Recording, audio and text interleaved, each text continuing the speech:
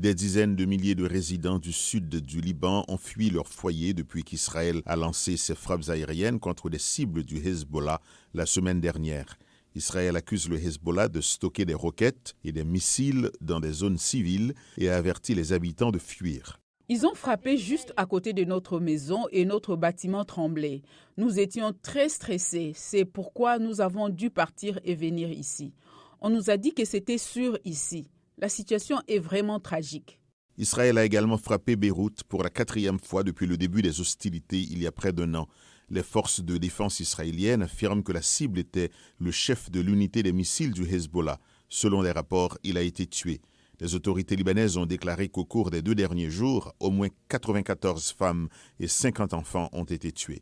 Les responsables israéliens affirment que le Hezbollah a subi un coup dur cette semaine après que des milliers de beepers appartenant à des membres du groupe ont explosé simultanément.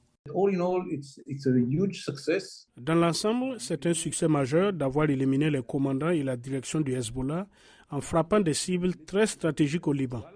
Mais il faut rester prudent. Ce n'est que le début. Il faudra du temps pour éliminer toutes les capacités du Hezbollah. Le Hezbollah a également continué à tirer des roquettes sur le nord d'Israël. Plus de 100 missiles ont blessé plusieurs Israéliens et forcé les habitants à se réfugier dans des abris antibombes. Malgré l'intensité des combats, les deux camps semblent éviter une guerre totale. Israël n'a pas envoyé de troupes terrestres au Liban et le Hezbollah n'a pas visé le centre d'Israël. Cependant, Amidror souligne qu'Israël souhaite établir une zone tampon entre la frontière libanaise et le fleuve Litani.